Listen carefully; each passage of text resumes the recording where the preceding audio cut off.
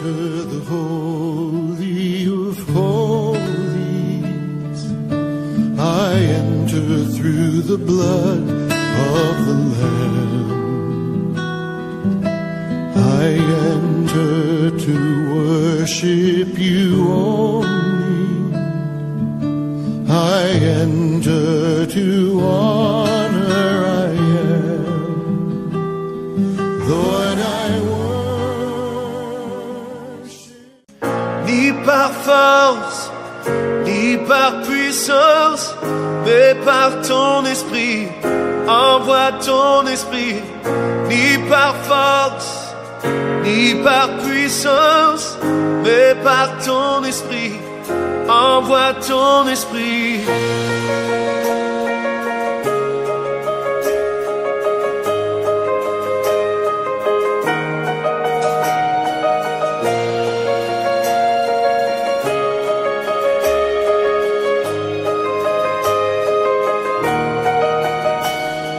Tu es le feu, nous sommes le temple. Tu es la voix, nous sommes le chant. Toi notre Dieu. Que le Seigneur nous bénisse ce matin. Nous sommes dans notre série d'enseignements sur le décalogue. Nous avons commencé à parler du décalogue et nous avons vu ensemble ce que Dieu dit dans le décalogue, c'est-à-dire la loi.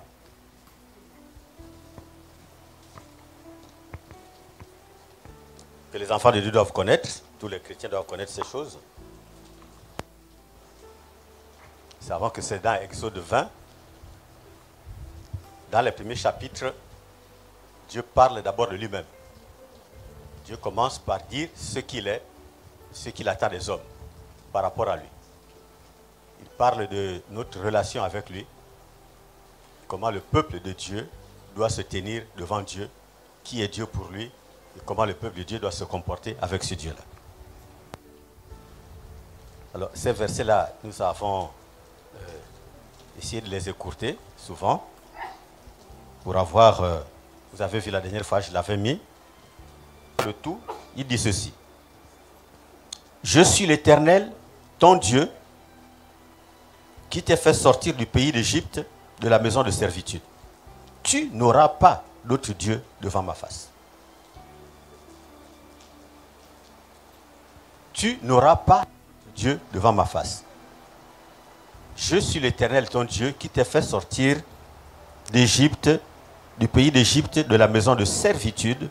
Tu n'auras pas d'autre Dieu devant ma face. Nous avons évolué dans ces enseignements-là. Nous sommes arrivés à un niveau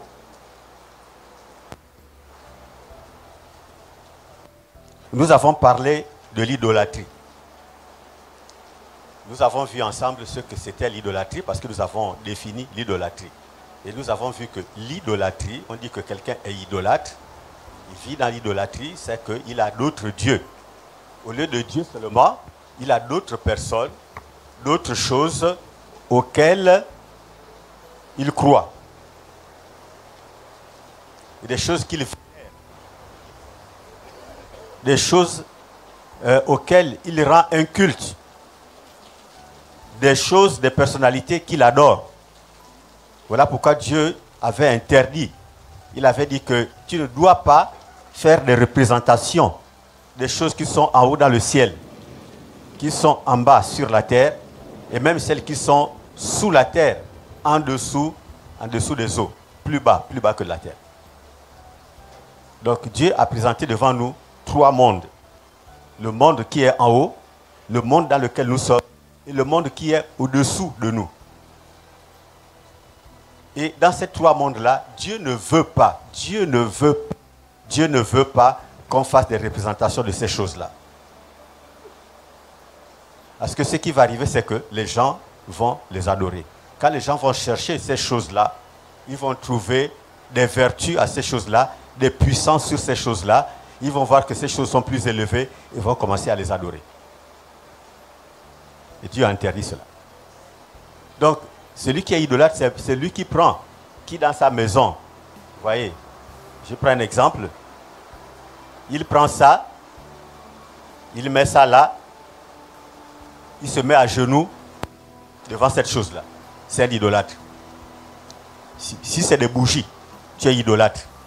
Si c'est une croix que tu mets, tu es idolâtre. Si c'est une image de la Sainte Vierge, tu es idolâtre.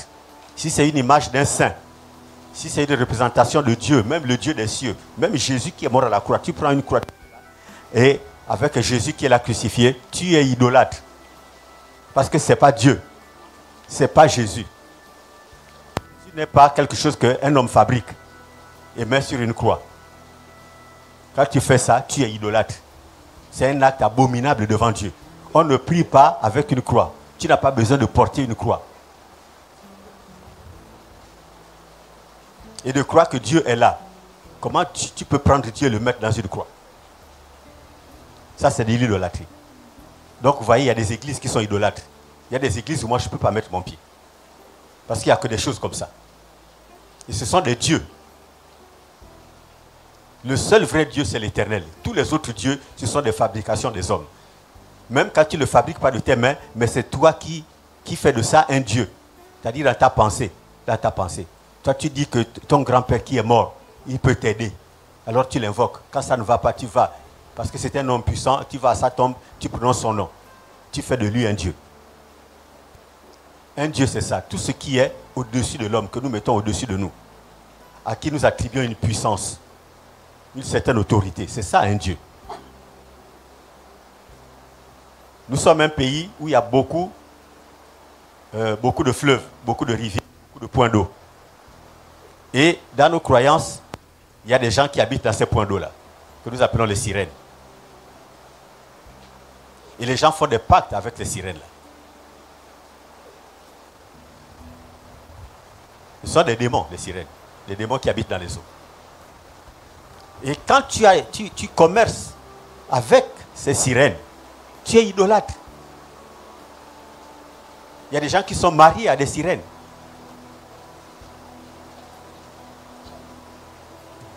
Donc, c'est des gens qui travaillent dans le royaume de la mer, le royaume des eaux.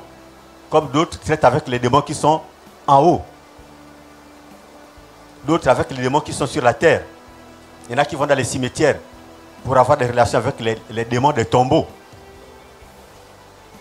Tout ça, c'est de l'idolâtrie. Quand tu vas voir un féticheur, tu poses un acte idolâtre.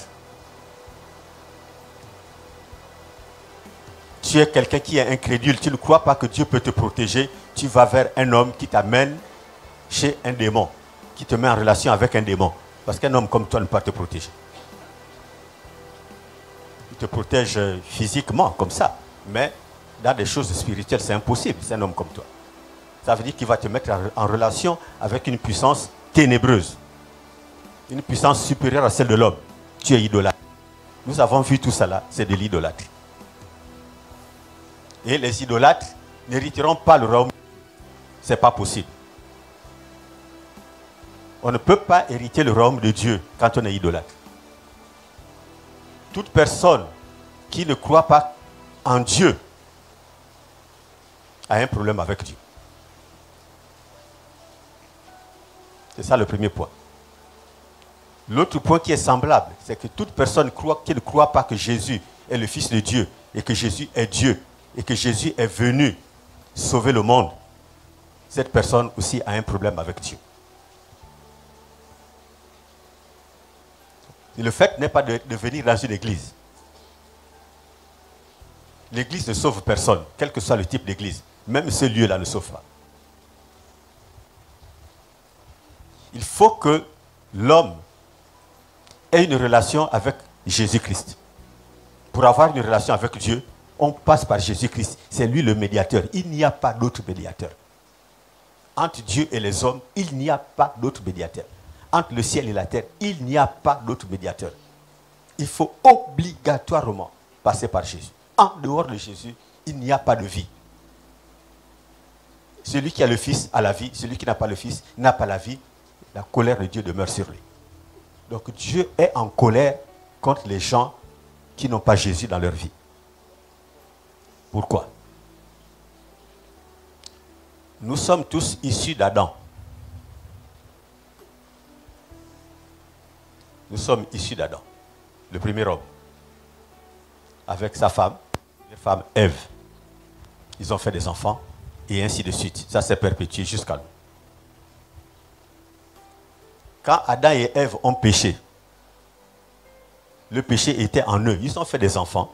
Ces enfants-là sont nés avec la semence du péché.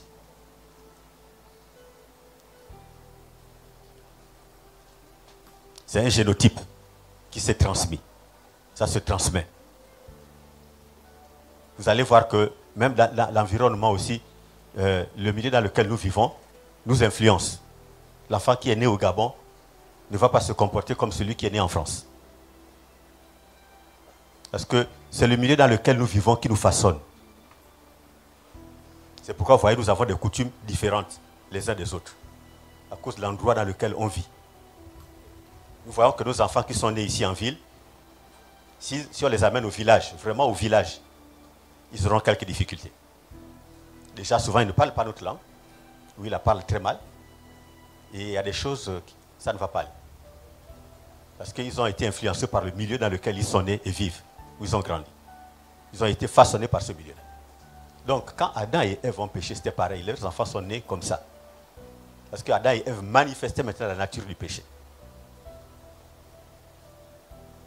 Et c'est comme ça que le péché, de fil en aiguille, est venu chez tous les hommes. Et tous les hommes sont des pécheurs potentiels.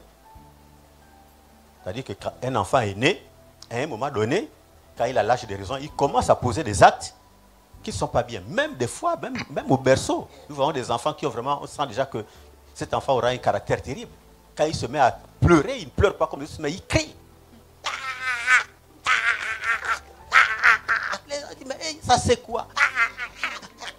Quand il est fâché, parce que maman n'a pas donné le biberon à temps, mais même quand tu présentes le biberon, il ne veut pas. Il montre d'abord toute sa colère. Après, quand il est maintenant calme, tu vois même pour se calmer. Il commence déjà comme ça. Là, c'est le milieu. C'est le milieu qui fait ça. Cette chose-là nous enseigne. Alors, cette nature-là est venue en nous. Donc, frère, tous les hommes sont des pécheurs, s'il vous plaît. Tous les hommes sont des pécheurs. Et à cause du péché, ils sont séparés de Dieu. Dieu a regardé ça. Et il s'est dit, c'est pas possible. Je ne peux pas laisser l'homme comme ça. Et Dieu, d'une manière unilatérale, a fait un plan de salut pour l'homme qui s'est détourné de lui, l'homme qui lui a fait le mal. Comme Dieu est très bon, archi bon, extrêmement bon, il a conçu un plan de salut. Donc, le premier homme, le premier Adam a échoué. Dieu va faire une nouvelle création. Suivez-moi bien. Dieu va faire une nouvelle création. Il ne va pas détruire tous les hommes pour faire quelque chose. Non, il ne va pas faire comme ça. Mais il va le faire d'une certaine manière. Vous voyez, le déluge est une image. Le déluge est une image de ça. Le déluge. Tous les gens du temps de Noé, je ne sais pas si vous connaissez l'histoire du déluge, n'ont pas écouté ce que Noé leur a dit. Noé était parmi eux. C'est un peuple pécheur, comme nous aujourd'hui. Tous les hommes pêchent. Et puis Noé leur a dit, à cause du péché, Dieu va détruire la terre. Les gens ont dit, il est fou.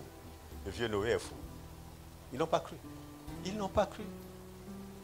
Ce n'est pas qu'ils sont vraiment mauvais. Ils n'ont pas cru. L'homme ne veut pas croire. Ils n'ont pas cru. Et puis ils ont été surpris. Beaucoup ont dû se dire, si j'avais écouté, mais pourquoi Noé n'a pas insisté? Il m'a parlé 2 fois seulement, 3 fois. D'autres disaient, moi, il m'a parlé une seule fois. C'était trop tard. C'était trop tard. Et ils ont tous péri. Il n'y a que 8 personnes qui ont été sauvées. Frère, s'il vous plaît. 8. C'est une image de l'église. Cette tâche-là, avec les gens à l'intérieur. C'est comme ça que l'église dans le monde. Il y a les tempêtes, Parce que quand ils étaient dans l'arche là-bas, dehors ça chauffait. Hein? Vous imaginez avec tout ce vent-là. Ces pluies, les abîmes étaient ouvertes. Ce n'était pas des pluies comme les nôtres. L'eau tombait comme je ne sais pas. C'était des flots tumultueux. Donc, l'arche tanguait dans tous les sens. Il y avait de la crainte, mais les gens étaient en paix dedans. Ils étaient vivants. Amen. C'est comme ça qu'est l'église dans le monde. L'église vogue. Il y a les vagues. Il y a beaucoup de choses. Mais les gens sont en sécurité dans l'église. Jusqu'à ce que l'église va arriver là où elle doit arriver. Comme l'arche est arrivée là où elle doit arriver, à la montagne d'Ararat. Et les gens qui étaient dedans sont descendus. Alors, la création sous Adam a échoué. Elle est morte. Morte par rapport au péché. Et morte par rapport à la réalité. À la réalité, parce qu'on meurt maintenant. Il y a, à cause du péché, il y a la mort physique et il y a la mort spirituelle. Dieu va venir changer les choses. Dieu, quand nous lisons la Bible, va dire que mon esprit ne résidera pas toujours dans l'homme. Ces jours seront 120 ans. Après, c'est 80 ou 70. Parce que si Dieu avait laissé son esprit dans l'homme, perpétuellement, méchant comme nous sommes, je ne sais pas ce que serait le monde. Même là où il y a la mort, les hommes pêchent et font des choses terribles, comme s'ils n'allaient jamais mourir. Imaginez si les hommes devaient vivre éternellement toujours, comme c'était prévu au début. Qui allait les arrêter? Il sait qu'il ne va pas mourir. Même si vous le mettez en prison 1 milliard d'années, ce n'est pas son problème, il sort. Il continue. Nous ne sommes pas plus sages que Dieu. Dieu a dit, j'arrête ça. Mais je vais sauver l'âme. Amen. Et je vais sauver l'âme. Je vais sauver l'âme. Donc Dieu va faire cette deuxième création-là. C'est pourquoi il est appelé le second Adam. Le second. Dieu va faire cette création-là par Jésus-Christ. C'est une création spirituelle. Cette fois.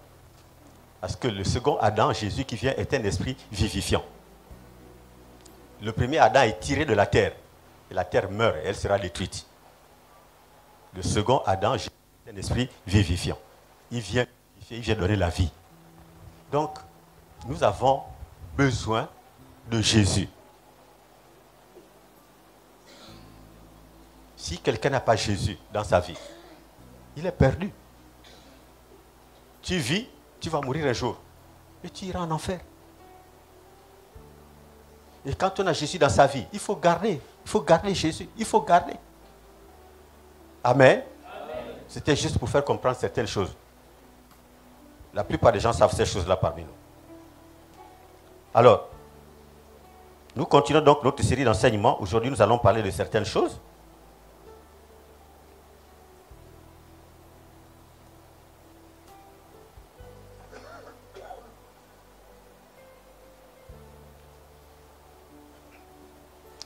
Je vais lire dans le livre du Deutéronome, au chapitre 18. Deutéronome 18, à partir du verset 9, version parole de vie. Moïse dit: quand vous serez arrivés dans le pays que le Seigneur votre Dieu vous donne, vous n'apprendrez pas à imiter la conduite horrible de ces peuples-là. On ne devra pas trouver parmi vous aucune des personnes suivantes. On les énumère, ces genres de personnes-là. Quelqu'un qui brûle son fils ou sa fille en sacrifice. Qui pratique la magie. Qui interroge les charlatans. Qui lit dans le ciel. Qui devine l'avenir, qui pratique la sorcellerie, qui envoûtent les gens, qui jettent des sorts ou qui, d'une manière ou d'une autre, consultent les morts. Ceux qui font cela, le Seigneur notre Dieu, c'est pourquoi, à votre arrivée, il chassera les habitants de ce pays. Mais vous, attachez-vous de tout votre cœur au Seigneur, votre Dieu. Verset 14 dit ceci, les peuples que vous allez chasser écoutent les charlatans et ceux qui lisent dans le ciel. Le Seigneur, votre Dieu, ne veut pas de cela pour vous. Amen. Le Seigneur ne veut pas de cela pour nous. Voilà, il ne faut pas qu'il y ait ces choses-là. Donc, la sorcellerie, les envoûtements. Vous voyez ici, il est dit, quelqu'un qui brûle son fils ou sa fille en sacrifice. Et dans l'autre version, la vôtre, il est dit, fait passer par le feu. C'est les gens qui font, qui livrent leurs enfants. Ils livrent. À l'époque, c'était comme ça, c'était pas des...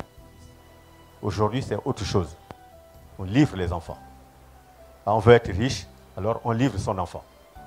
On le prend dans le mbumba, hein, on le met dans les sciences occultes, je ne sais pas, dans des choses de ce genre. Donc c'est quelqu'un qui fait passer son enfant ou sa fille par le feu. On sacrifie des membres de la famille. Dieu est contre ces choses-là. Que ça soit physiquement ou spirituellement. Donc la sorcellerie, le vampire. Les marmites de nuit. Dans nos ethnies, il y a des ethnies chez les Omiennes, les gens ont des marmites de nuit. Et souvent, ce sont les femmes. Donc elles détiennent des marmites. Ce sont des marmites de nuit où on met toute la famille. Pour faire les... Aujourd'hui, on mange chez toi, parce qu'il faut qu'ils mangent tous les jours. Et le lendemain, c'est chez l'autre. Et des fois, il y a des luttes terribles parmi eux, parce que on a mangé chez toi, j'ai donné mon fils, maintenant à ton tour, tu ne veux pas donner le tien. Et ces choses-là existent. Et puis, il y a des combats, il y en a qui prennent le parti de l'autre, et ainsi de suite. Donc, il y a des guerres là-bas, dans leurs choses-là. Il y en a qui en meurent. Beaucoup de gens meurent avant l'âge à cause de la sorcellerie. Beaucoup. Alors, c'est des choses que Dieu ne veut pas au milieu de son peuple.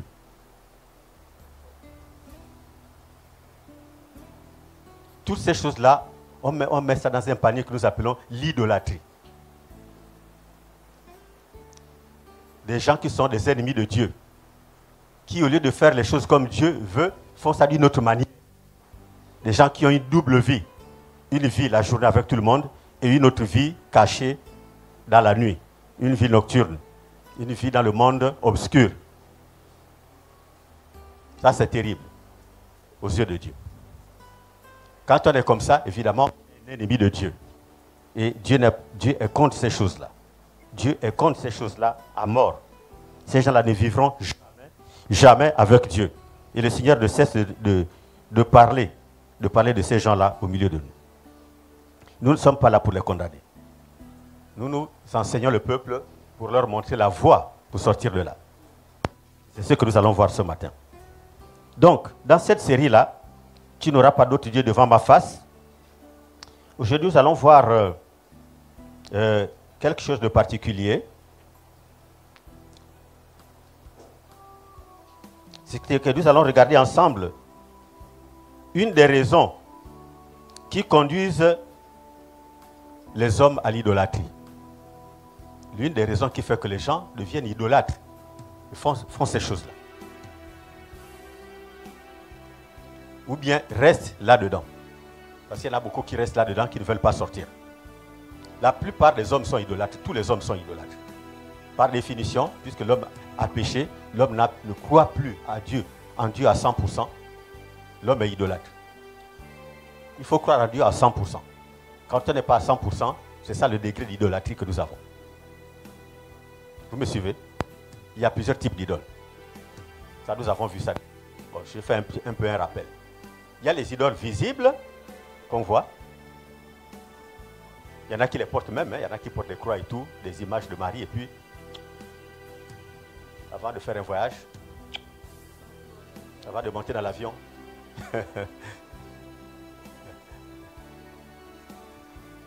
Que Dieu nous aide à comprendre. D'autres, c'est il dit le nom de son grand-père. Quand tu heurtes quelque chose, Tata Andy. Et tu dis le combo de ton grand-père. Ça ne te sauvera pas. C'est Jésus qui sauve.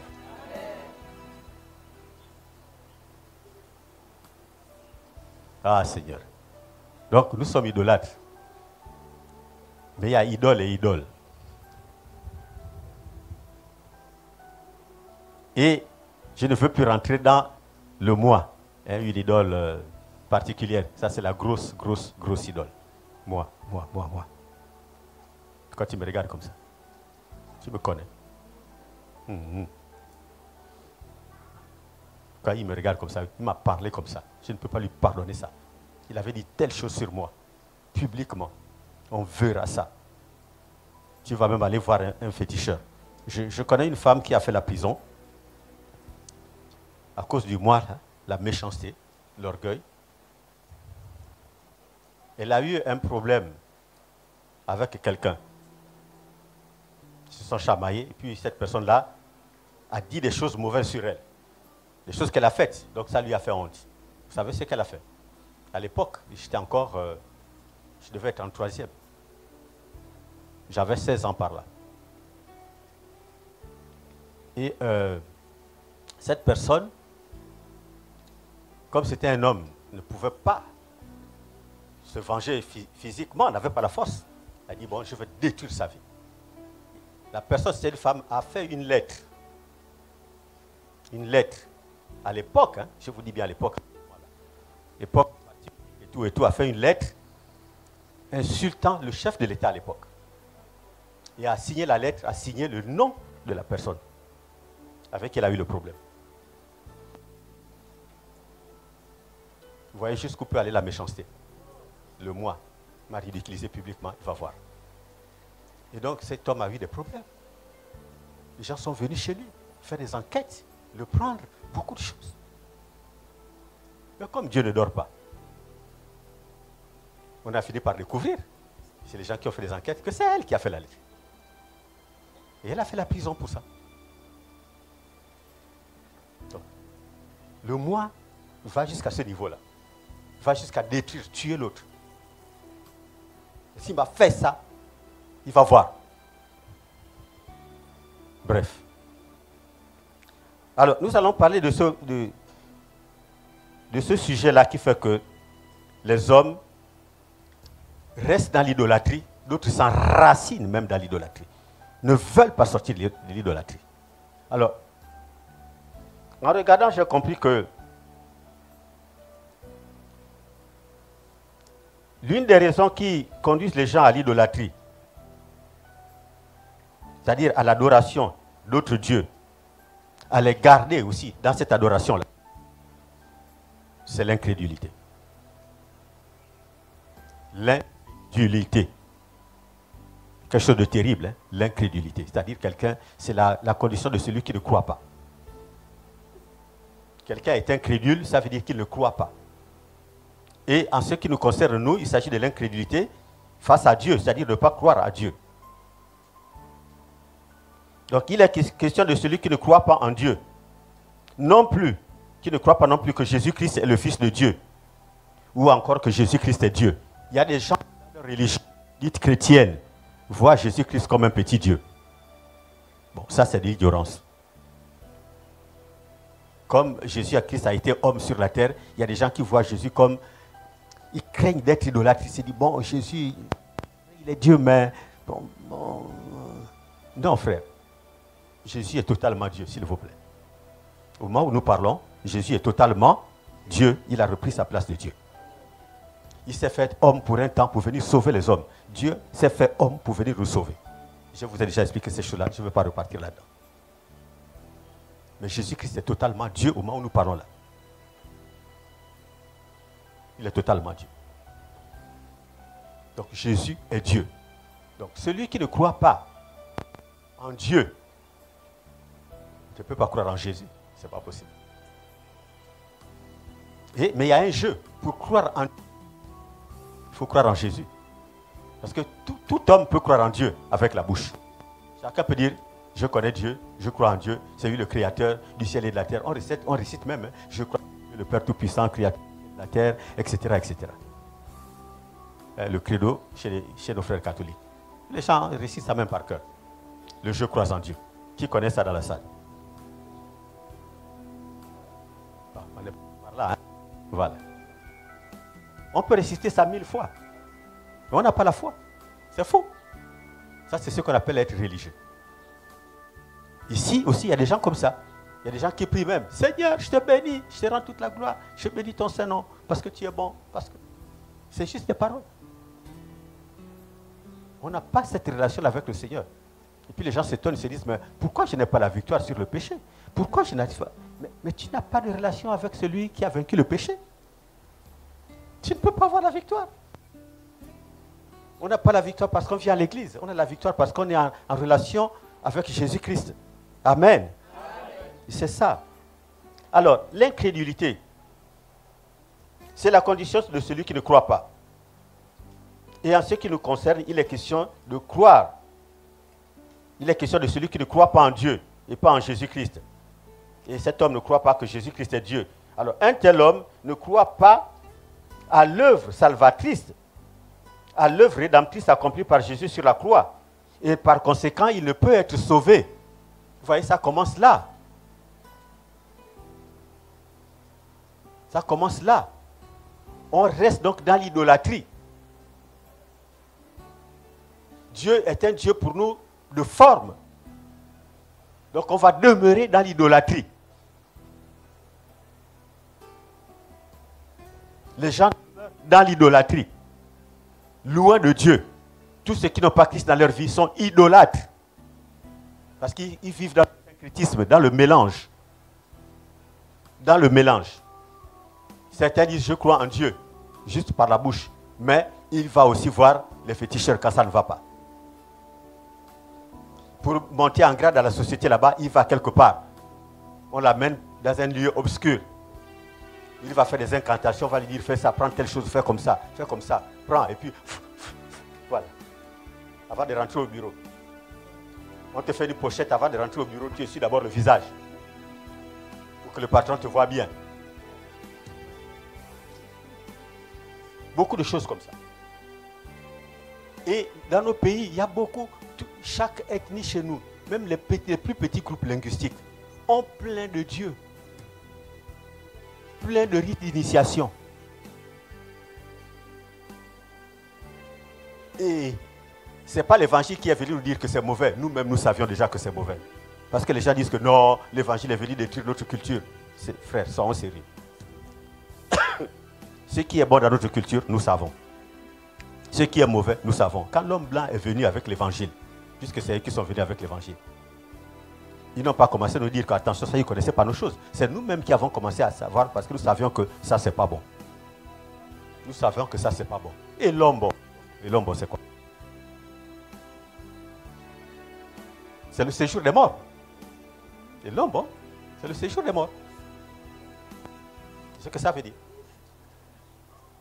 Donc, par définition, quand quelqu'un va se faire initier là-bas, c'est pourquoi on les amène au cimetière. Ils vont chercher leur tchangala au cimetière. C'est faux ce que j'ai dit. C'est comme ça. Quand il vient de là-bas, mais la femme, elle est dans tous ses états, possédée à bloc. Parce que tous les démons des tombeaux qui sont là-bas sont rentrés en elle. C'est ça. Et eux-mêmes te disent que c'est la sorcellerie. Ce n'est pas l'évangile qui est venu nous dire ça.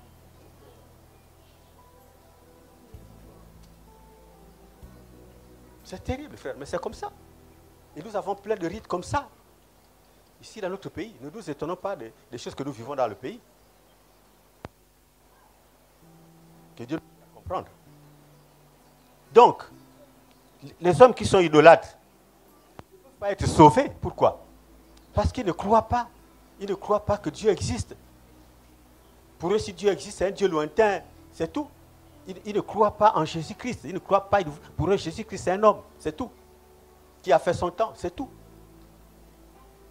Ils ne croient pas donc à la mort de Jésus. La mort de Jésus n'est pas une mort comme les autres. C'est une mort de vie. C'est une mort qui donne la vie. Pour une fois, la mort donne la vie. Les choses de Dieu sont contradictoires, c'est comme ça. Ils ne croient pas, ils ne peuvent pas saisir donc la grâce. Parce que c'est par la foi qu'on l'a saisie. La vie avec le second Adam n'est pas une vie physique, charnelle. C'est une vie spirituelle. C'est une vie de foi. Ça se passe là-dedans, dans le cœur. C'est une vie de foi. Vie par la foi. On vit dans la foi en Jésus-Christ. S'il vous plaît. Alors, comment est-ce que les hommes sont devenus incrédules?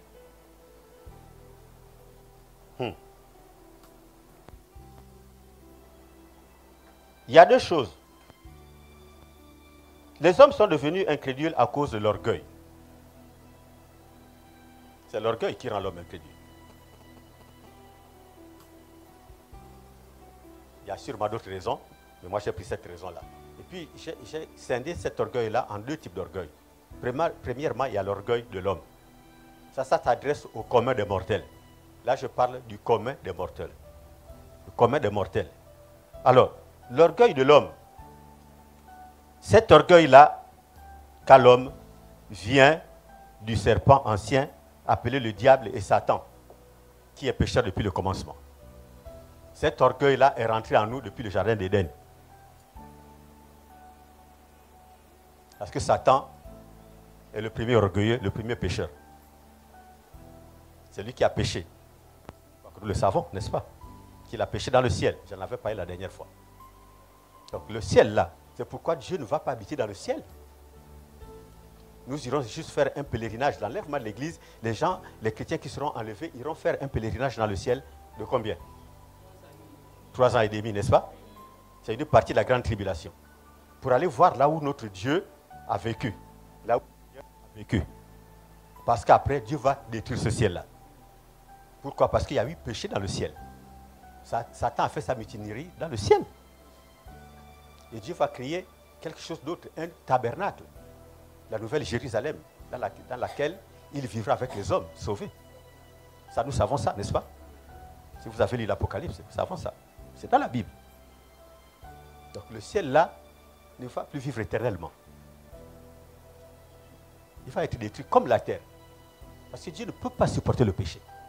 Et actuellement, Dieu est là-bas parce que Jésus est parti avec son sang. Il est parti aussi purifier le ciel où Satan avait péché. Comme il a purifié la terre.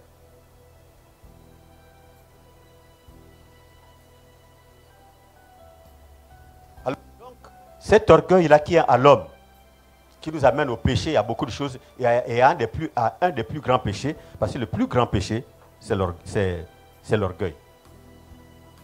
L'orgueil amène l'incrédulité. Donc le plus grand péché pour nous, c'est l'incrédulité. Mais c'est l'orgueil qui amène. L'orgueil est la mère des péchés. L'orgueil, c'est la mère des péchés. Satan a commencé avec l'orgueil. Et les autres péchés sont venus. Et l'un des autres plus grands péchés, c'est le mensonge.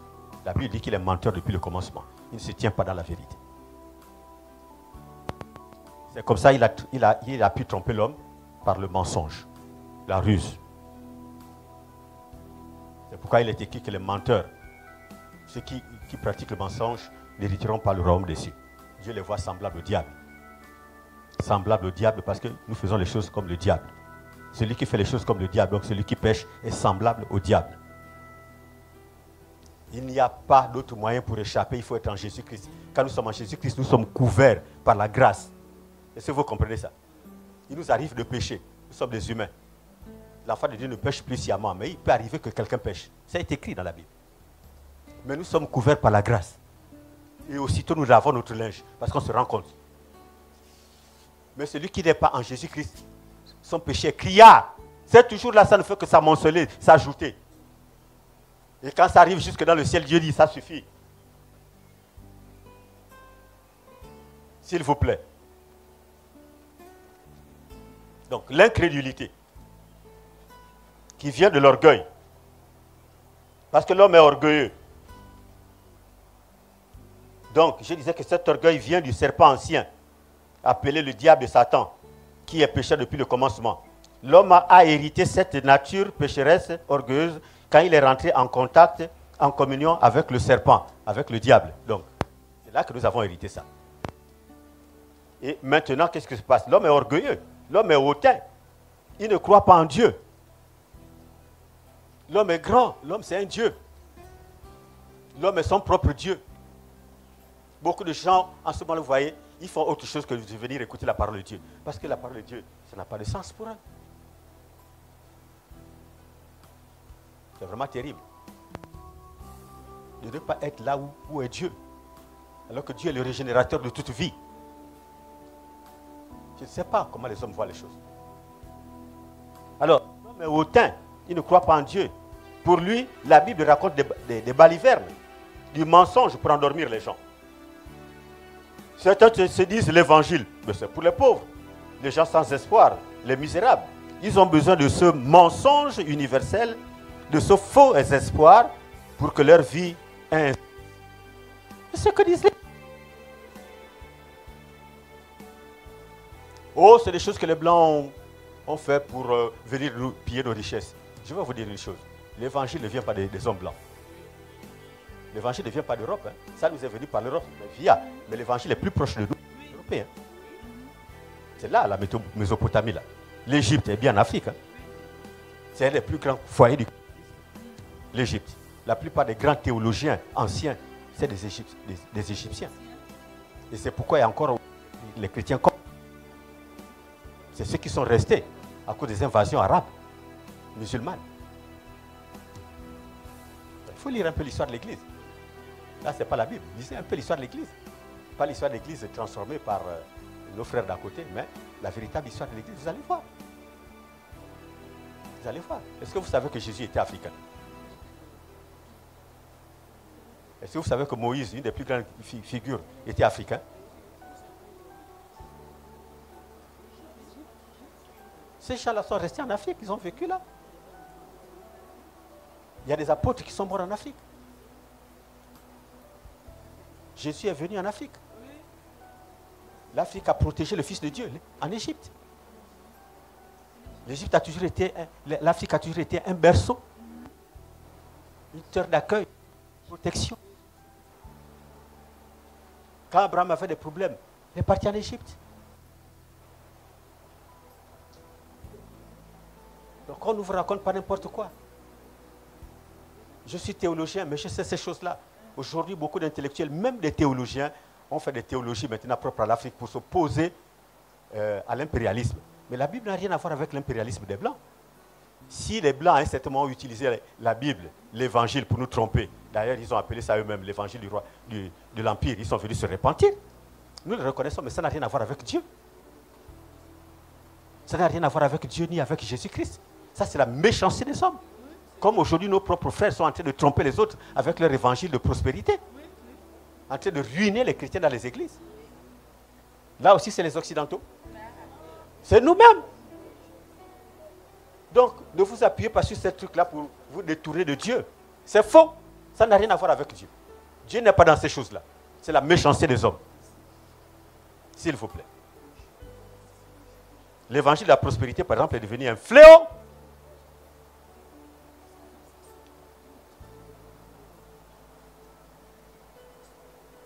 Et l'Afrique est en plein dedans.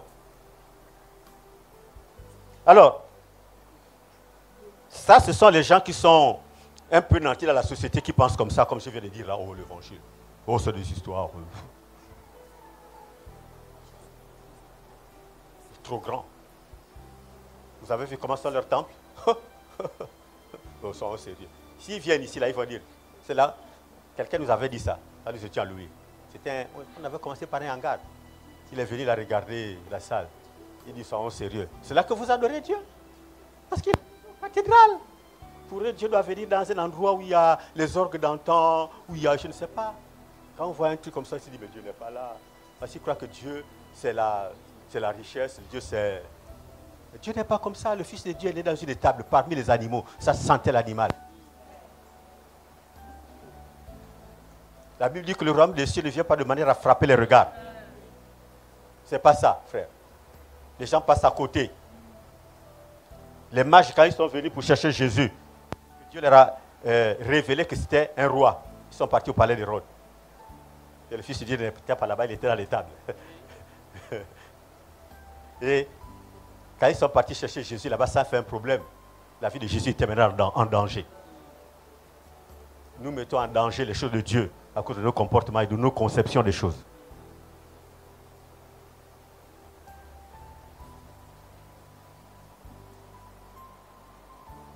Alors, les pauvres eux-mêmes, maintenant les pauvres, là on a vu un peu les gens qui sont hautains, les pauvres, qu'est-ce que les pauvres, comment ils voient l'évangile? Les pauvres aussi sont incrédules. Ils voient Dieu et son évangile comme quelqu'un qui vient leur arracher le peu de liberté, le peu de plaisir et les rêves qu'ils ne peuvent avoir dans leur pauvreté. Alors ils se cabrent et ils disent non. Je vous assure, c'est terrible quand un pauvre est incrédule. Vous allez dans un coin perdu, vous trouvez quelqu'un là, tu l'imagines, laissez-moi, tant pis, même si je pars en enfer.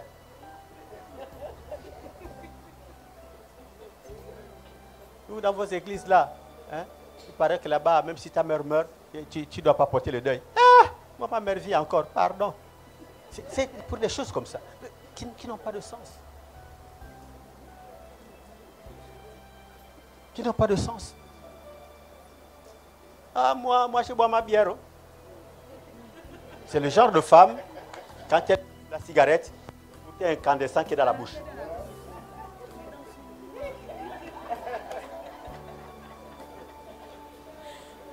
Elle ne sent que la bière.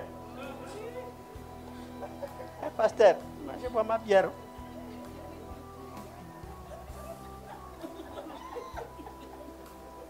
Vous avez envie de pleurer. Quand vous voyez ça, quelle misère. C'est-à-dire que là, moi, je vois la misère spirituelle. Quand vous voyez ça, vous avez envie de pleurer. Je dis, mon Dieu, comment un être humain peut arriver jusqu'à ce point-là? Regardez autour de nous, là. Nous passons toujours là. Puis nous sommes obligés maintenant de passer par là. Même des jeunes filles. Je regarde, mais elles sont jeunes et belles, mon Dieu. Elles commencent à boire à 9 h. Jusqu'à 23 h, elles sont là. 24 h, 1 h du matin, elles sont encore là. Quand vous comptez, c'est des casiers et des casiers de bière. Plus les liqueurs.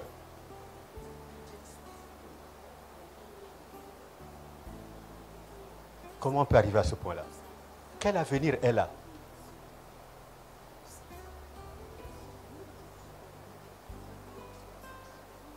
C'est la fille de quelqu'un. Elle a un père et une mère.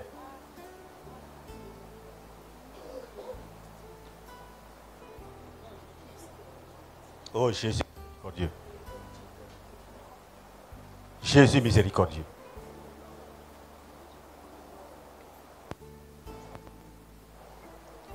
La deuxième forme d'orgueil, c'est ce que j'ai appelé l'orgueil diabolique, démoniaque.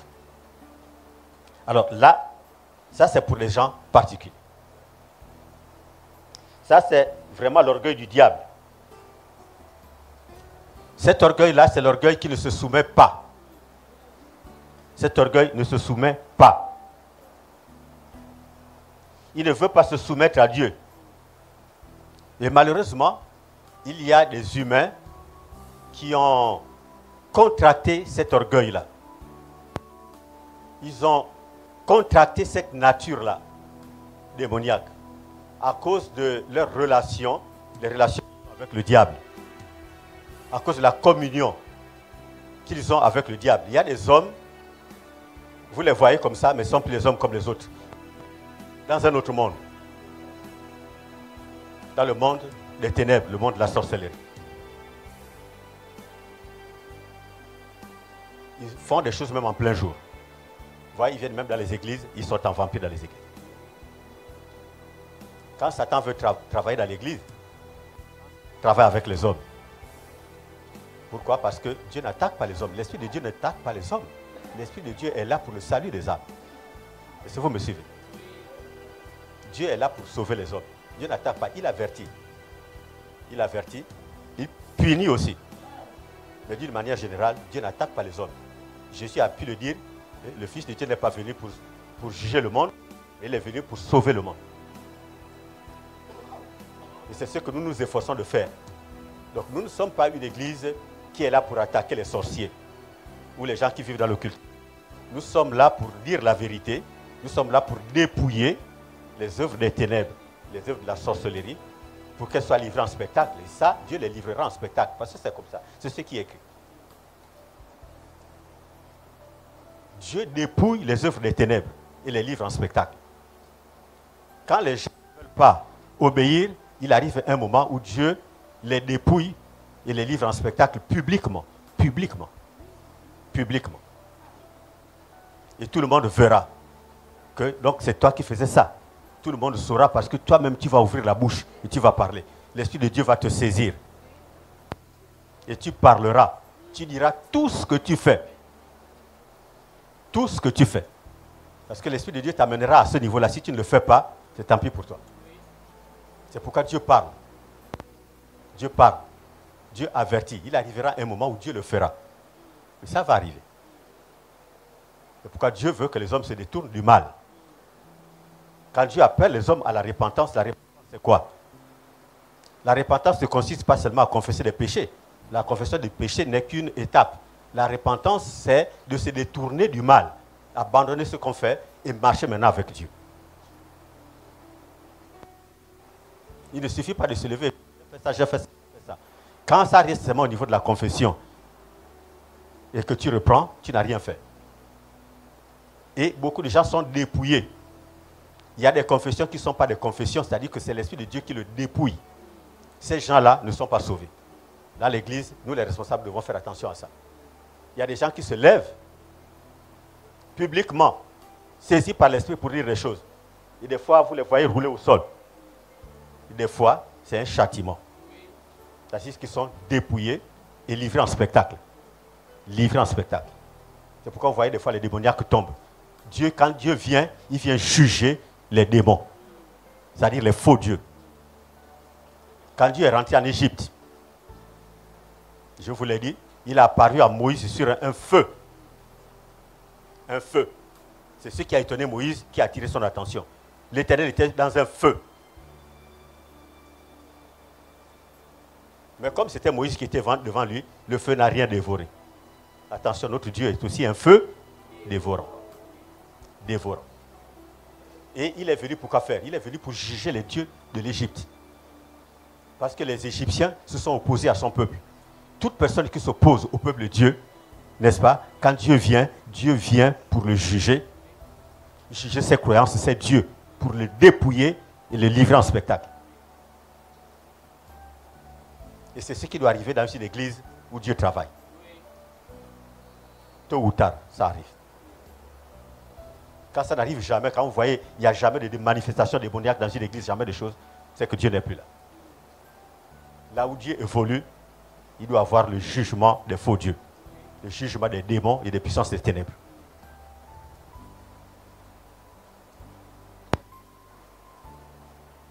Alors,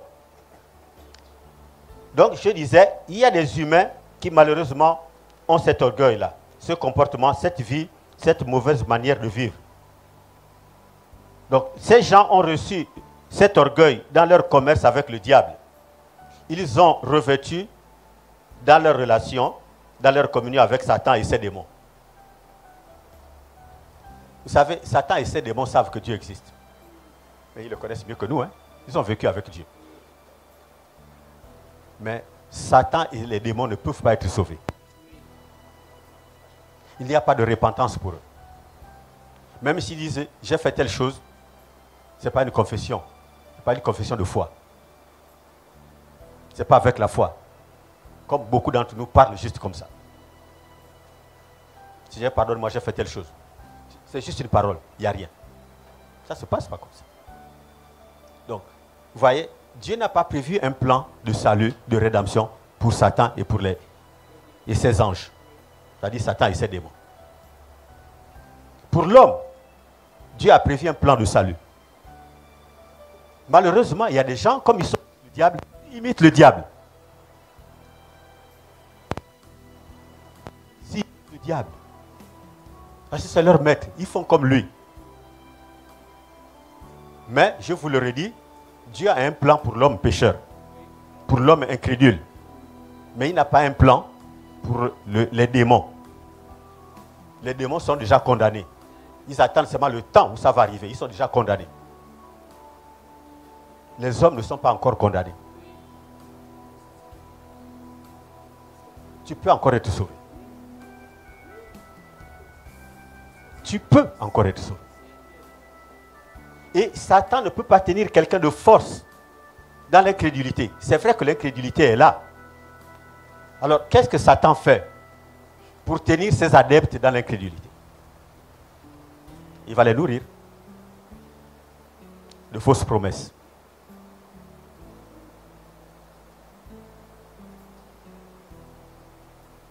Il va les nourrir de fausses promesses.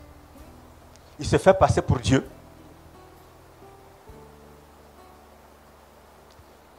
Dans certains milieux, Satan ose dire que Jésus est son fils.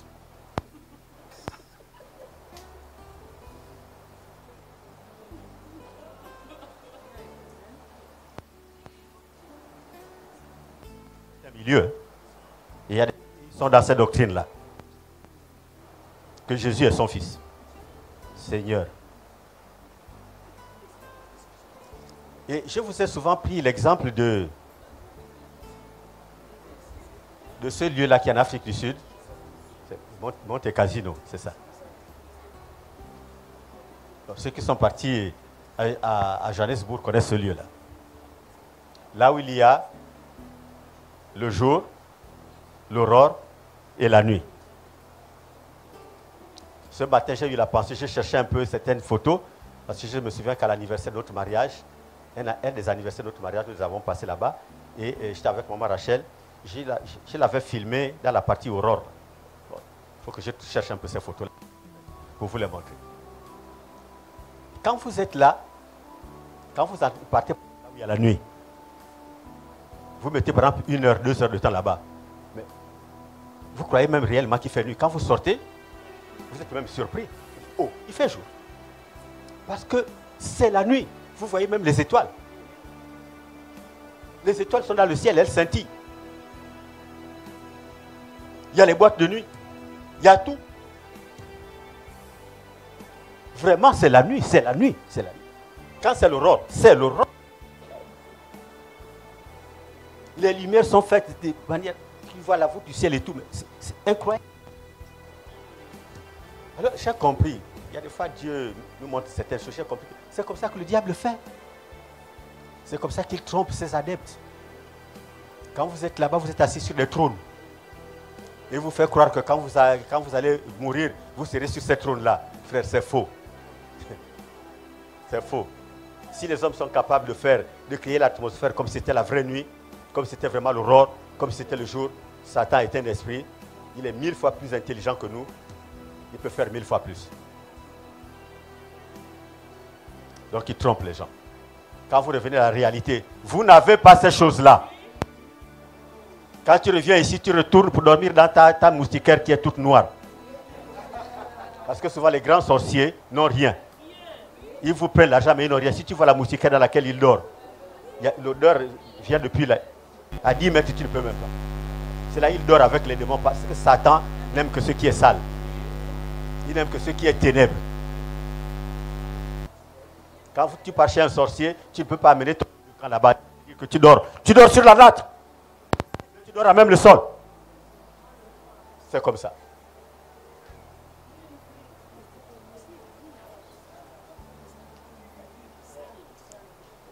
Et il met les gens dans des jougs terribles, le diable. Et il est menteur. Frère, Satan n'a rien.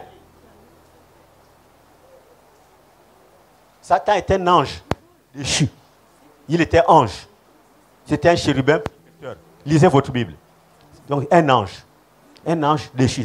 Le chérubin, c'est une catégorie d'ange qui travaille pour la sainteté de Dieu. C'est un chérubin protecteur aux ailes déployées. Déployé pour la sainteté de Dieu. Pour garder la sainteté de Dieu. Et il était beau. Mais moins beau que les hommes. Parce que les anges n'ont pas été créés à l'image de Dieu. C'est l'homme qui a été créé à l'image de Dieu. Et Satan était jaloux. Déchu, Dieu l'a chassé du jardin d'Éden. C'était peut-être pas le même jardin, c'était peut-être pas le même Éden. Peut-être que Dieu a dû refaire le jardin. Là, je ne suis pas rentré là-dedans pour voir. Mais quand Dieu a mis l'homme au jardin, il s'est dit, quoi? Cette place extraordinaire. Il commençait à rôder là pour venir tenter l'homme, pour faire pécher l'homme, pour que l'homme soit évincé. La méchanceté. Donc Satan n'a rien. C'est un ange déchu. Il ne peut plus avoir les grâces de Dieu. Satan ne peut plus avoir les bénédictions de Dieu. Les bénédictions de Dieu, donc les démons vont rentrer chez lui. Et c'est pourquoi quand vous chassez un démon, quand un démon est sur un homme, mais c'est le démon le plus heureux, tu dis sors, il dit non, je ne sors pas. Il ne veut pas. Parce qu'au pire des cas, ils vont même habiter dans les arbres, les cailloux, les animaux. Donc quand il est sur un homme, waouh, l'homme reçoit les bénédictions de Dieu. Au moins là, il reçoit un peu.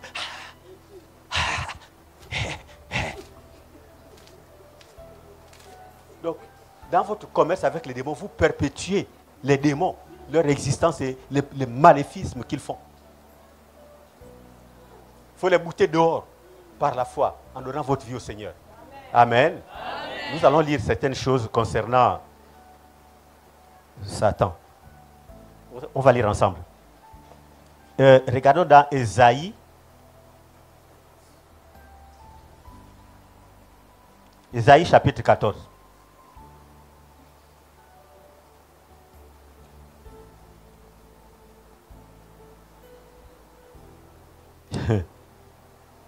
Alors, je vais lire à partir du verset 1er avec vous. Hein. Vous avez trouvé? C'est des choses qu'il faut aller lire. Nous allons lire à partir du verset... attendez que je vous dise, parce que si on lit à partir du verset 1er, c'est trop loin.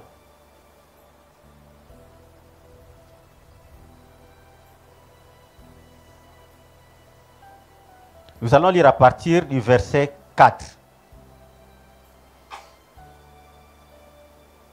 Vous y êtes? Ok. Alors tu prononceras ce chant sur le roi de Babylone. Et tu diras, et quoi? Le tyran n'est plus, l'oppression a cessé, l'Éternel a brisé le bâton des méchants, la verge des dominateurs, celui qui dans sa fureur frappait les peuples par des coups sans relâche, celui qui dans sa colère subjuguait les nations et est poursuivi sans ménagement. Toute la terre jouit du repos et de paix. On éclate en chant d'allégresse. Les cyprès même, les chênes du Liban se réjouissent de ta chute. Depuis que tu es tombé, personne ne monte pour nous abattre. Le séjour des morts s'émeut jusque dans ses profondeurs pour t'accueillir à ton arrivée. Il réveille devant toi les ombres, tous les grands de la terre. Il fait lever de leur trône tous les rois des nations. Tous prennent la parole pour te dire, toi aussi tu es sans force comme nous, tu es devenu semblable à nous. Ta magnificence est descendue dans le séjour des morts, avec le son de tes luttes. Sous toi est une couche de verre, et les vers sont ta couverture. Te voilà tombé du ciel, astre brillant, fils de l'aurore. Tu es abattu à terre, toi le vainqueur des nations. Tu disais en ton cœur, je monterai au ciel. Je lèverai mon trône au-dessus des étoiles de Dieu. Je m'assirai sur la montagne de l'assemblée, à l'extrémité du septentrion. Je monterai sur le sommet des nues. Je serai semblable au Très-Haut. Mais tu as été précipité dans le séjour des morts, dans les profondeurs de la fosse. Ceux qui te voient fixent sur toi les regards. Ils te considèrent attentivement. Est-ce là cet homme qui faisait trembler la terre, qui ébranlait les royaumes, qui réduisait le monde en désert, qui ravageait les villes, qui ne relâchait pas ses prisonniers? Tous les rois des nations, oui, tous, reposent avec honneur, chacun dans son tombeau. Mais toi, tu as été jeté loin de ton sépulcre, comme un rameau qu'on dédaigne, comme une dépouille de gens tués à coups d'épée et précipité sur les pierres d'une fosse, comme un cadavre foulé aux pieds. Tu n'es pas réuni à eux dans le sépulcre, car tu as détruit ton pays, tu as fait périr ton peuple. On ne parlera plus jamais de la race des méchants. préparer le massacre des fils à cause de l'iniquité de leur père. Je m'arrête là. Ceux qui sont semblables à lui, vous savez, cette prophétie-là est contre le roi de Babylone et s'adresse à Lucifer, à Satan. C'est lui, l'astre brillant, qui a été précipité. Vous trouvez un peu la même chose dans Ésaïe 28. Ézéchiel 28. Ça s'adresse au roi de Babylone, à Satan. C'est pourquoi je vous dis souvent qu'il faut lire votre Bible. Et vous voyez que là, en enfer, il y a des choses terribles. Les gens qui seront en enfer.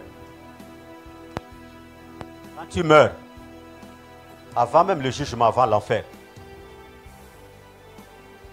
ces gens-là dorment sur des couches de verre.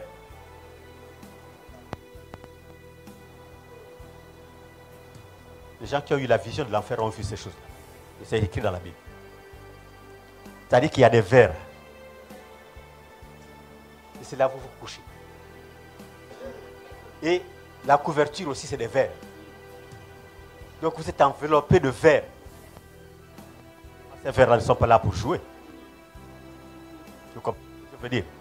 Donc c'est des souffrances atroces. Non seulement il y a la flamme, mais vous êtes enveloppé de vers. Et en dessous et au-dessus. Qui vous ronge?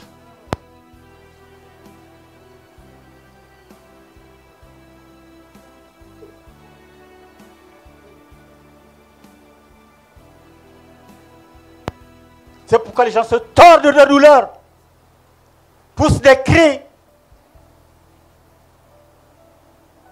Ça, c'est avant l'enfer. Avant l'enfer.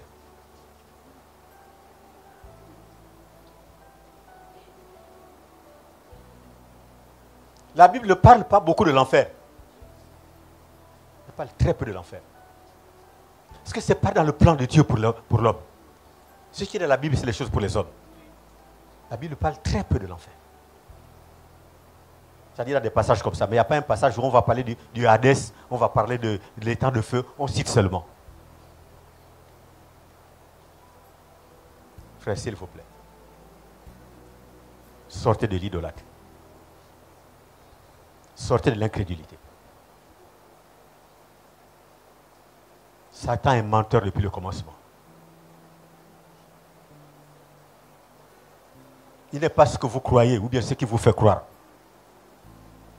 Sa chute est déjà écrite. Et il sait qu'il a peu de temps. C'est pourquoi il redouble l'effort.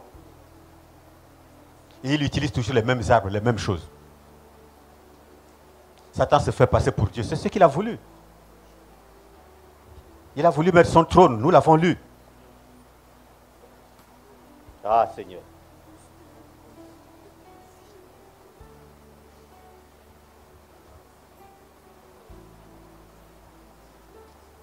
Tu disais, je suis au verset 13, tu disais en ton cœur, je monterai au ciel, je lèverai mon trône au-dessus des étoiles de Dieu, je m'assiérai sur la montagne de l'assemblée, à l'extrémité du septentrion, je monterai sur le sommet des nues, je serai semblable au Très-Haut. Vous voyez l'orgueil? Satan a voulu être comme Dieu. Il a fait une mutinerie. Un coup d'État.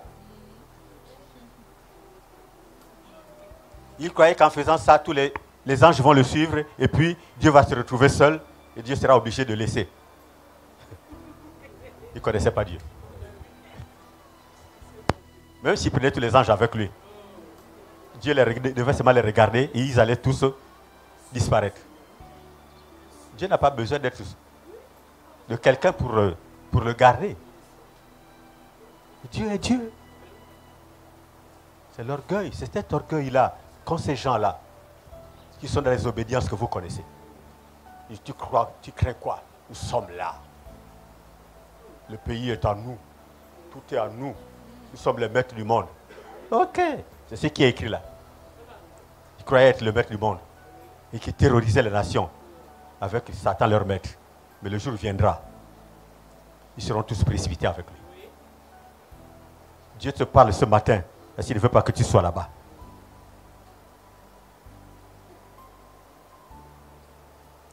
frères, rentrons en nous-mêmes. Fermons les yeux et rentrons un peu en nous-mêmes.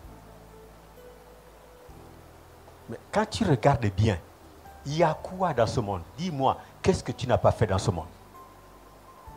Quel diplôme tu as eu en faisant ces choses-là? Tu as eu une distinction parce que on est venu mettre sur toi un tampon, puis on a fait un diplôme, plus grand pécheur du monde, on t'a donné une palme d'or, je ne sais pas. Champion des adultères, champion de la masturbation, de la fornication, champion du mensonge. Montre-moi ton diplôme. Peut-être que quand tu es là-bas avec le diable, tu as un diplôme. Il y en a qui sont célibataires, seront toujours célibataires, mais dans le monde des ténèbres, là-bas, tu es marié, tu as même des enfants. Mais quand tu es ici, tu es misérable, pas d'enfants, et tu pleures tous les jours. Satan vous trompe. Il t'a dit, voilà, pour que tu restes belle toute ta vie, donne tous tes enfants. Chaque fois que tu as une grossesse, le serpent prend. Chaque fois que tu as une grossesse, le serpent prend. Tu étais contente au début, parce que tu es belle. Oh, tout le monde dit, oh, tu es belle, tu es belle. Mais quand l'âge passe, 40 ans, 50 ans, 60 ans, tu commences à dire, oh, les autres ont avec leurs enfants, moi je vais vieillir comment? Je n'ai pas d'enfant, mais tu oublies que tu as fait un pacte avec le diable. Satan t'a trompé. Satan t'a trompé. Et ta beauté, que tu le veuilles ou pas, va flétrir. Tu seras vieille, tu ne seras plus belle. Tu auras les rides partout. Tu auras perdu tes enfants pour rien. Les rides viendront. Tout homme vieillit. Même si tu as un serpent qui vient te lécher tous les jours, tu vieilliras. Tu auras une démarche entrecoupée.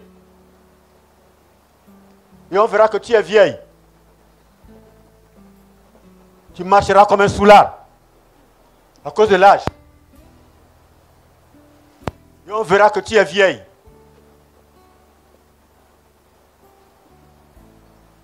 Comment vous vous laissez tromper comme ça?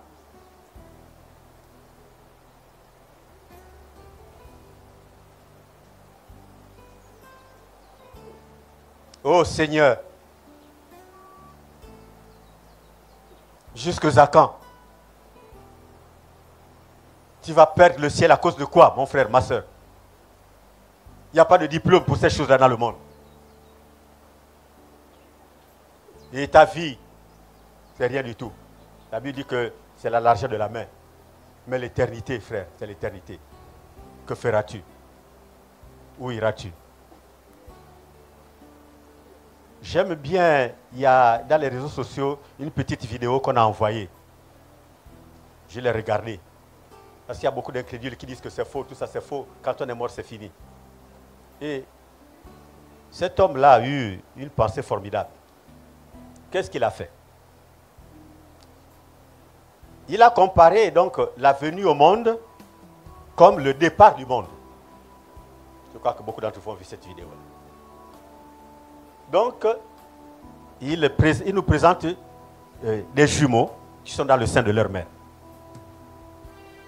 Donc, 2 embryons, 2 jumeaux dans le sein de leur mère. Et ils se disent que quand ils vont naître, bon, je ne sais pas si je me souviens bien, quand ils vont naître, y aura-t-il la vie après la naissance? Ou bien ils vont mourir? Y a-t-il une vie après la naissance? Parce qu'ils sont là-bas dans l'obscurité, ils sont là-bas nourris d'une certaine manière par le cordon ombilical, etc. etc. Il dit que quand le cordon ombilical va sortir, c'est fini, on n'aura plus de vie. Là-bas, l'autre côté, là-bas, c'est fini. Et puis, il y a un qui pense comme ça, l'autre qui dit non. Sûrement, quand nous sortirons, il y aura une autre vie là-bas. Il y a une vie après la naissance. L'autre dit non, c'est faux, il n'y a pas de vie après la naissance. Vous voyez, c'est la même chose qui se passe. C'est-à-dire, quitter l'au-delà pour venir sur la terre, c'est exactement comme quitter la terre pour retourner dans l'au-delà.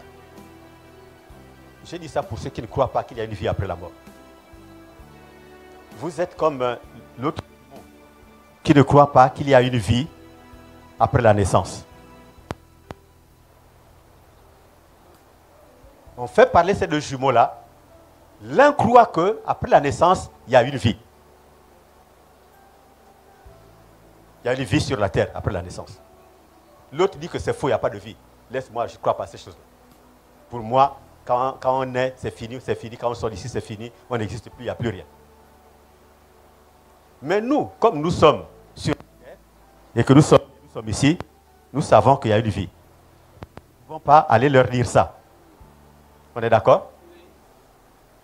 Ceux qui sont morts aussi ne peuvent pas venir nous dire.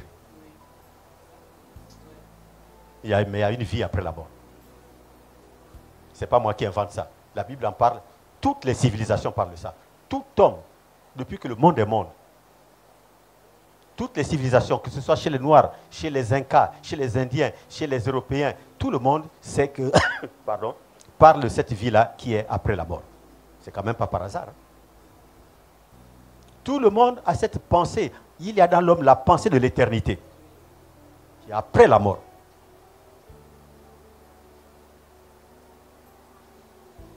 Mais il y a quelques personnes, une poignée d'hommes, incrédules, comme ce n'est pas possible, qui se disent que non, il n'y a rien. Donc, ce n'est pas mon problème. Et ils se condamnent. Parce que quand on est comme ça, on ne peut pas rechercher Dieu. Mes frères, la Bible, c'est la parole de Dieu. Dieu ne ment pas, Dieu ne se trompe pas. Dieu dit qu'il y a une vie après la mort. Et que la mort n'est pas la cessation de la vie. Il y a une continuité. Sauf que nous ne vivons plus de la même manière. Je voudrais vous dire encore une chose. Quand on est mort, dans ce monde-là, ce n'est pas comme ici. Là-bas, on ne fait pas ce qu'on veut. Là-bas, tu n'as pas de force. Là-bas, tu es conduit, tu es dirigé. Si vous lisez la parabole de l'homme riche, du mauvais riche, son histoire dans la Bible, il ne pouvait pas tremper seulement son doigt dans l'eau pour se rafraîchir la langue. Il ne pouvait pas. Même ça, tu ne peux pas faire. Il souffrait cruellement. Il a dit, Père Abraham, Kokolo Nangolongolo, pardon, envoie Lazare, pardon, envoie Lazare, qu'il trempe son doigt dans l'eau pour venir me rafraîchir la langue. Je souffre atrocement dans cette flamme. Je ne peux pas le faire. Monsieur riche, très riche sur la terre, ne pouvait même pas avoir une goutte d'eau.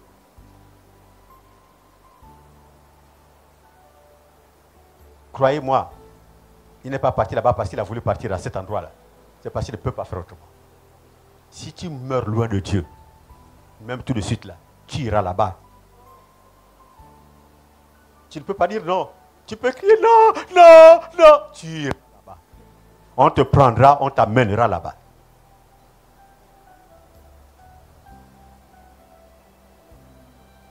Tu vas te retrouver là-bas, tes parents incrédules. Ils sont là-bas. Ils vont dire, oh, toi aussi tu es venu ici. Vous avez maintenant l'évangile plus que nous. Comment tu as fait pour venir ici, mon fils? C'est terrible. Donc pendant qu'il est temps, le temps du salut c'est aujourd'hui. Pendant qu'il est temps, donne ta vie à Jésus. Pendant qu'il est temps, donne ta vie à Jésus. Et nous avons pour rôle ici de dépouiller ces œuvres-là. Les œuvres des ténèbres là. C'est le rôle de l'Église, de les dépouiller. Il ne faut pas qu'on trouve au milieu du peuple de Dieu des gens qui font encore ces choses-là. Et si vous êtes encore dans ces choses-là, c'est le moment de les abandonner. Ce matin, j'appelle les gens à la repentance. Une repentance sincère. Laissez l'incrédulité. Que ça soit l'incrédulité normale ou l'incrédulité qui est basée sur ton commerce avec le diable. C'est-à-dire que tu es quelqu'un qui vit dans la sorcellerie, dans l'occultisme, dans tout ce qui est démoniaque. Tu as des relations avec les démons, avec les sirènes. qui sont donc les démons des eaux. Tu as des relations avec les démons de l'air, les démons qui sont plus bas que la terre. Quelle que soit ta situation, Dieu t'appelle à la repentance. Tu es quelqu'un qui vit dans le fétichisme, dans la sorcellerie. Tu fais du mal dans ta famille, dans ton foyer. Même tes propres enfants. Tu suces même leur sang. Tu viens dans l'église pour je ne sais pas quoi faire. Au lieu de donner ta vie au Seigneur, il paraît que vous venez attaquer l'église de Jésus-Christ. Mais les gens cherchent les problèmes. Quelle église que tu vas attaquer? Quelle église? Il y a des gens qui ont un comportement terrible dans l'église, qui chassent les âmes de plusieurs manières. Parle du mal du pasteur aux âmes. Je connais ces choses-là. Et je prie pour ces gens-là. J'ai dit Seigneur, de grâce. Seigneur. Quand Dieu disait va frapper, j'ai dit Seigneur, ne frappe pas.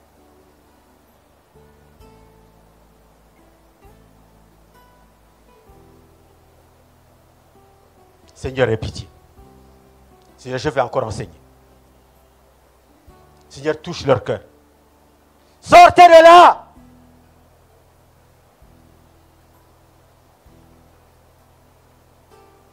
Croyez à l'amour de Dieu. Dieu aime, Dieu est amour. Qu'est-ce que Dieu va encore faire pour vous montrer son amour? Dieu s'est fait homme. Dieu, devenu une simple créature, maltraité par ses propres créatures. Les hommes ont frappé Dieu. Ils l'ont battu à mort. Ils l'ont injurié, insulté, les presque nu devant tout le peuple. Ils l'ont tué. Dieu a laissé faire. Il a donné sa vie pour nous, pour toi. Qu'est-ce que Dieu doit encore faire pour te montrer combien il t'aime? Peuple de Dieu, homme. Homme créé à l'image de Dieu. Que l'image de Dieu bouge ce matin en toi.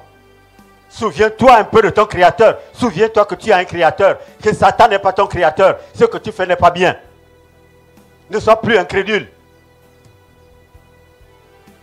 Il y a quelqu'un qui t'a créé avec amour, qui t'aime. Les mains de Dieu t'ont façonné. Les formes que tu as là, que tu utilises pour le péché, c'est Dieu qui t'a donné cette forme-là, pour que tu sois beau, pour que tu sois belle. Pas pour le péché, mon frère, ma soeur. Non! Pour que tu sois un instrument pour sa gloire. Et tu as un plan merveilleux que tu es en train de détruire toi-même. Ce que nous sommes et ce que nous serons, c'est le résultat de nos choix, des décisions que nous prenons. L'homme n'est pas capable de conduire sa vie parce qu'il ne sait pas ce qui arrive demain.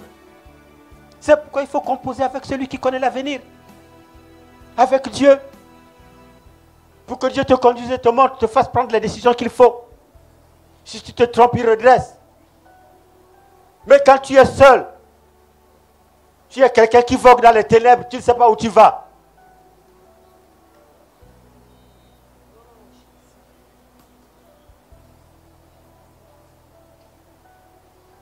Jésus, Seigneur,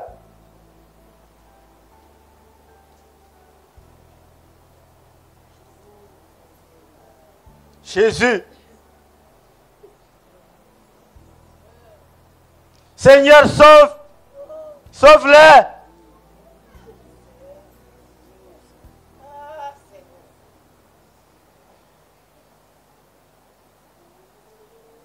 Et les gens croient ces choses-là. Parce que le diable vous trompe. Quand tu es dans ces choses-là, tu vois tes grands-parents. Tu vois tel. C'est faux, frère. La Bible est là. La parole de Dieu, elle est immuable. C'est la vérité.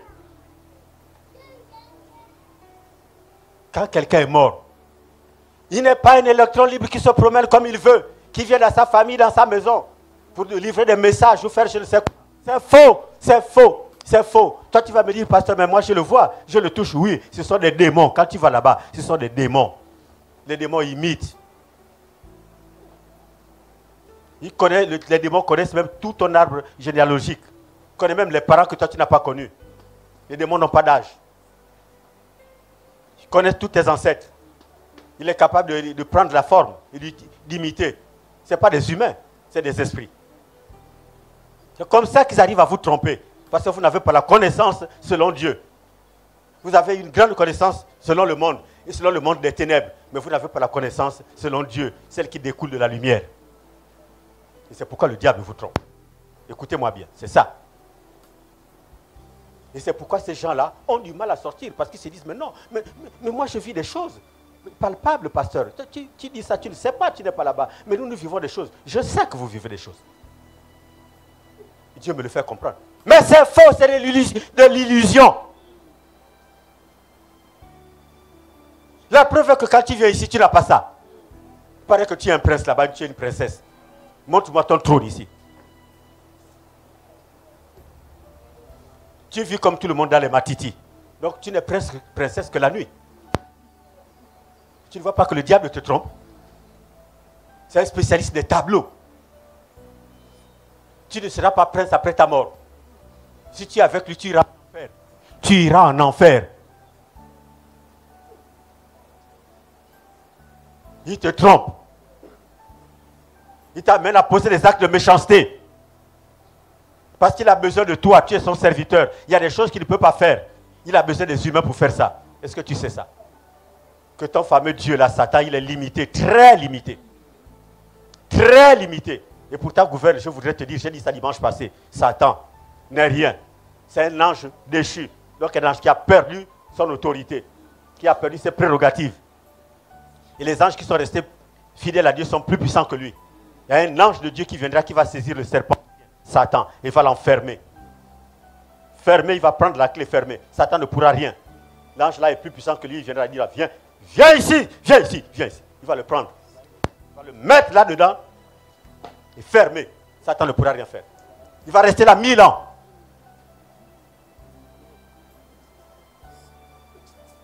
Il va le lier pendant 1000 ans. 1000 ans. 1000 ans en prison. Il ne pourra rien faire. Et puis Dieu va dire, bon, allez, il doit faire son travail, relâchez-le encore. Il sera vers la fin des temps. Est-ce que tu sais ça? Tout le temps que Jésus viendra faire son règne de 1000 ans sur la terre, avec les enfants de Dieu qui vont être enlevés, Satan sera enfermé pendant 1000 ans. Ces 1000 ans-là. Il sera lié là-bas. Il ne pourra rien faire.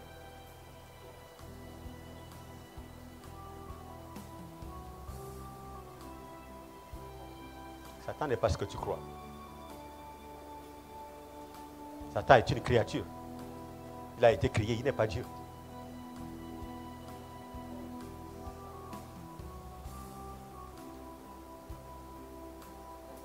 Détache-toi de lui. Jésus t'appelle. Tu peux manifester la foi. Tu peux dire non au diable. Tout ce qui te montre est faux. Il y a un autre point où il tient les gens, c'est qu'il leur fait croire que si tu sors, tu vas mourir. Je vais envoyer tous les autres contre toi. C'est là où intervient la foi. Si tu mets ta foi en Jésus-Christ, ils ne peuvent rien te faire. Jésus est le rocher des âges. C'est la meilleure des protections. Tu peux sortir, il ne te fera rien. Je te l'assure. Si tu mets réellement ta foi en Jésus-Christ, Satan ne peut rien te faire.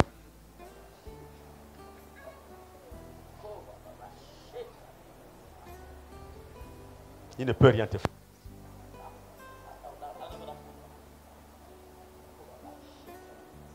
Donne ta vie à Jésus ce matin. Quelle que soit la situation. Que tu sois dans le monde des ténèbres, que tu ne sois pas là-bas d'une certaine manière. Quelle que soit la situation, que tu sois dans l'église, que tu es faux. Donne ta vie à Jésus ce matin. Renonce à ce que tu fais. Avant qu'il ne soit trop tard.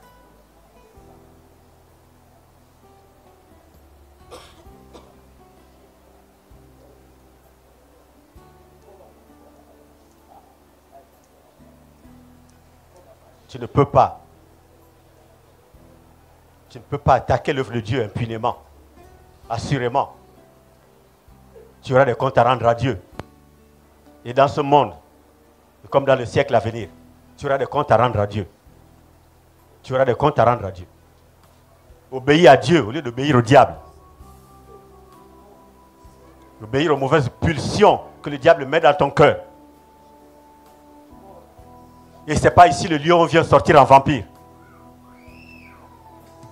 Un jour, tu vas te réveiller avec un ange devant toi, avec l'épée flamboyante devant toi.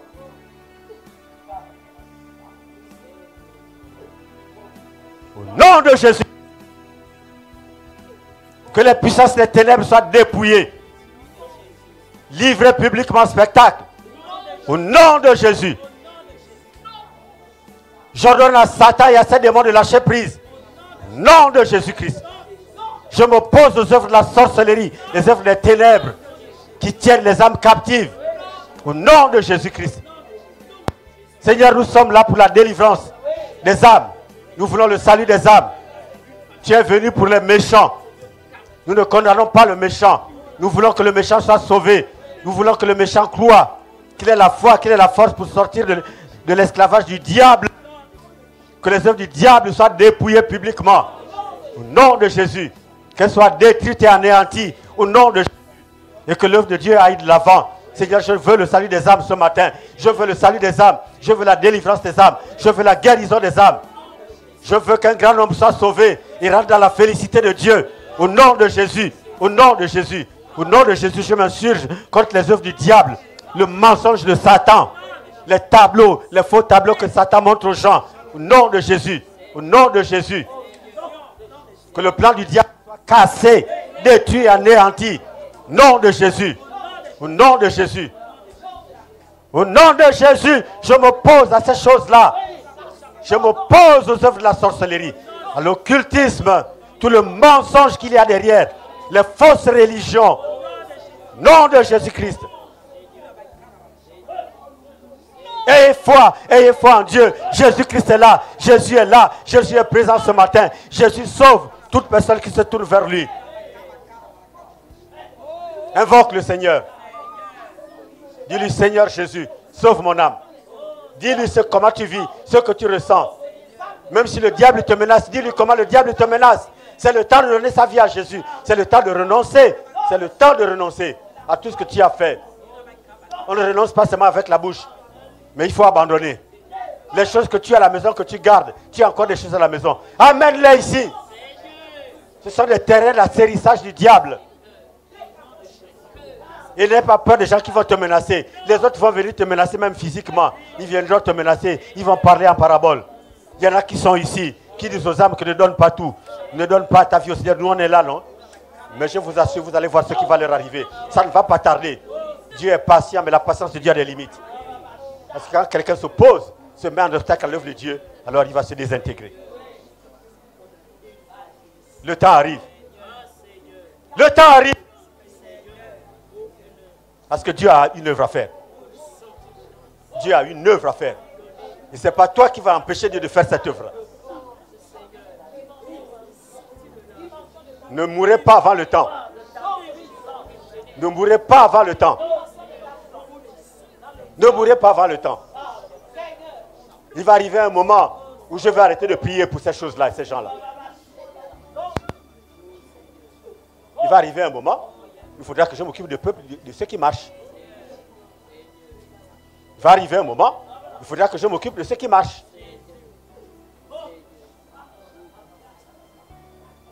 Il est temps de te détourner du mal. Il est temps, grand temps, que tu te détournes du mal. Donne ta vie à Jésus. Donne ta vie à Jésus. Jésus est merveilleux. J'en sais. Jésus est merveilleux. Je ne suis pas tourmenté comme toi. Tu as un maître méchant qui te menace. Moi, mon maître m'appelle mon serviteur. Il me caresse, me fait dormir. Je suis comme un enfant dans ses mains. Il me berce. Tu as déjà été bercé un jour par le Seigneur. Et si tu sais que tu berces ses enfants, mais ton maître à toi, il ne berce pas. Il cogne. Il ne berce pas. Il frappe. Donne ta vie à Jésus. Jésus t'attend. Oh mon frère, ma soeur, Jésus t'attend. Il a des choses merveilleuses pour toi. Là où tu es, invoque le Seigneur. Invoque le Seigneur. Invoque le Seigneur. Invoquez le Seigneur tandis qu'il est prêt. Cherchez le Seigneur parce qu'il est prêt. Invoquez-le pendant qu'il se trouve. Que l'homme d'iniquité abandonne ses mauvaises œuvres et qu'il revienne à l'Éternel. Dieu qui aura pitié de lui. Notre Dieu qui ne se lasse pas de pardonner.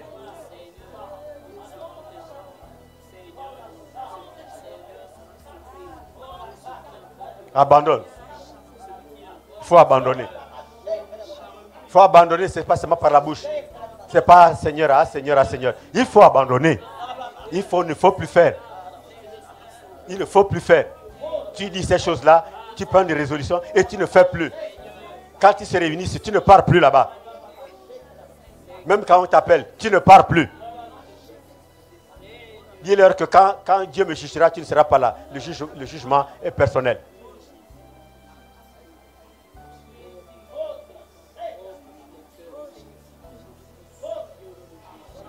J'attends que tu pries.